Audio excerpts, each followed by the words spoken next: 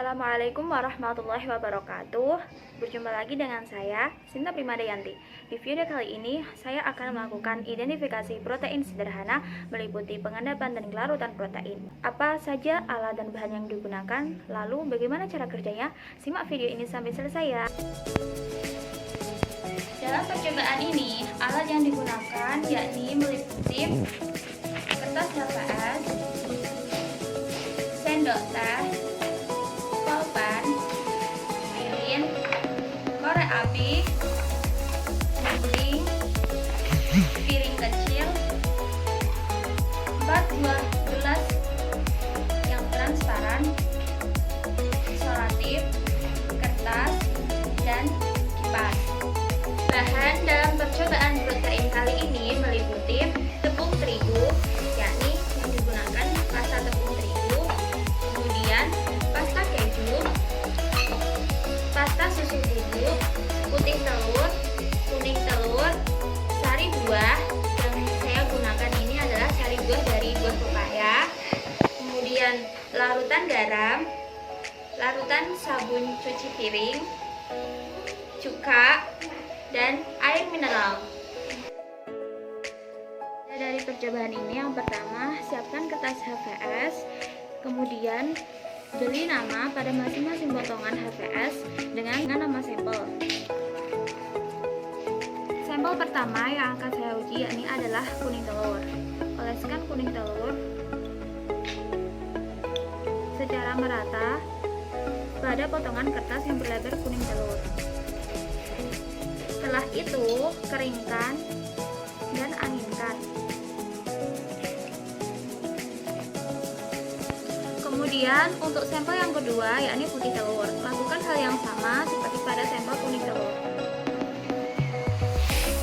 Kemudian keringkan dan anginkan. Lakukan hal yang sama pada sampel selanjutnya.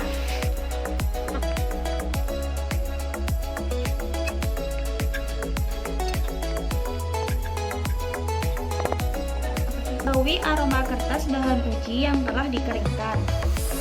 Bandingkan dengan kertas yang tidak diolesi bahan uji dan kertas bahan uji di atas api lilin. Kemudian baui aroma setelah pembakaran. Lalu bandingkan aroma pada bahan uji setelah dibakar dengan kertas tanpa bahan uji.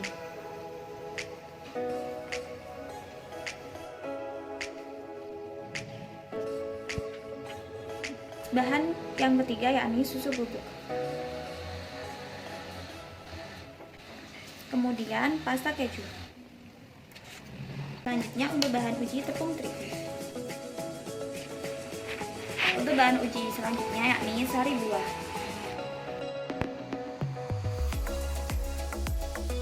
Percobaan protein yang kedua, saya akan melakukan uji pengendapan dan pelarutan protein.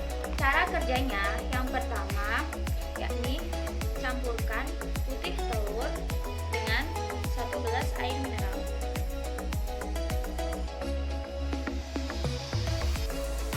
Aduk secara merata sebanyak 20 kali adukan.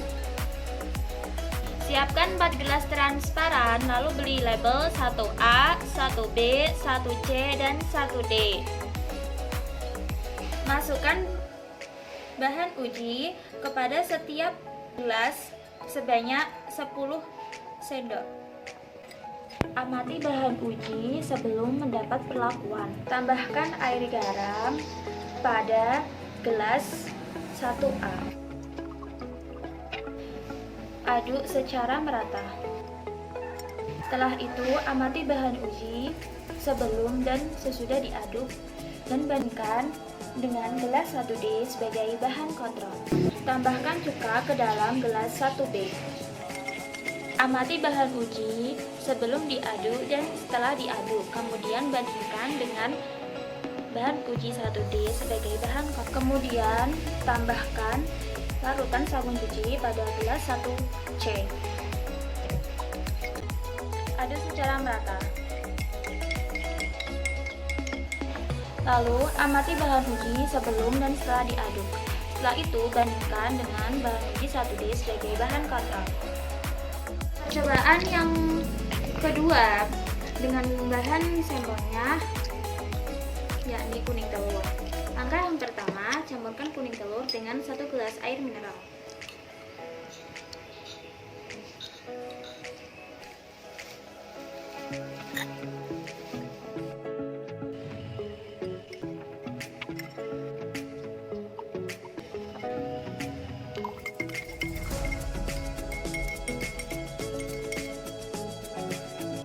Berdasarkan percobaan yang telah saya lakukan pada kegiatan 1, yakni uji aroma protein, dan pada kegiatan 2, yakni uji pengendapan dan kelarutan protein. Pada kegiatan 1, yakni uji aroma protein, adakah bahan makanan yang menimbulkan bau atau aroma yang khas, dan mengapa demikian? Ada beberapa sampel makanan yang diuji yang menimbulkan bau yang khas. Bahan tersebut meliputi putih telur, kuning telur, susu bubuk, pasta keju, dan sari buah pepaya. Dan ada juga bahan uji yang tidak menimbulkan bau yang khas, yaitu tepung terigu. Mengapa hal tersebut dapat terjadi? Mengapa setelah proses pembakaran menimbulkan bau yang khas? Hal tersebut dikarenakan bahan uji yang mengandung protein, yaitu protein setelah dipanaskan atau dibakar, maka akan menyebabkan yang namanya proses denaturasi. Nah, proses denaturasi ini berpengaruh terhadap tekstur dan flavor makanan, yang mana pada saat proses denaturasi tersebut terbentuk gugus SH pada protein yang terdenaturasi, yang dapat bereaksi dengan hidrogen dan membentuk H2S. H2S inilah yang nantinya akan menimbulkan bau yang khas pada bahan uji tersebut. Kemudian pada kegiatan yang kedua, yaitu uji pengendapan dan kelarutan protein. Adakah bahan uji yang setelah diuji tersebut awalnya tidak keruh kemudian menjadi keruh?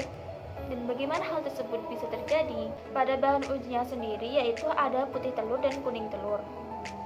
Pada saat putih telur dan kuning telur tersebut dicampur dengan air, setelah diaduk, putih telur dan kuning telur tersebut menjadi berwarna keruh. Pada gelas A, air garam, gelas B, cuka, gelas C, sabun cuci piring, dan gelas D tanpa perlakuan.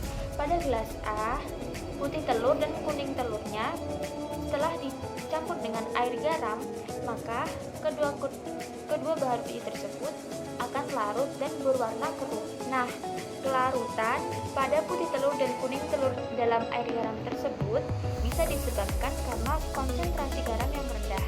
Kemudian pada gelas B, yakni putih telur dan kuning telur yang dicampur dengan cuka, setelah diaduk ini mengakibatkan putih telur sedikit menggumpal dan berwarna keruh. Kemudian yang kuning telurnya sedikit mengendap dikarenakan penambahan asam menyebabkan denaturasi, yaitu rusaknya struktur protein sehingga protein tersebut mengendap. Kemudian pada gelas yang C, yaitu yang dicampur dengan air sabun, putih telur dan kuning telurnya sama-sama larut setelah diaduk. Hal tersebut terjadi dikarenakan air sabun larut karena basa cenderung mudah larut. Itulah tadi pembahasan dari percobaan saya, yakni percobaan mengenai protein. Sekian dari saya. Apabila ada kekurangan dan kesalahan, saya minta maaf. Assalamualaikum warahmatullahi wabarakatuh.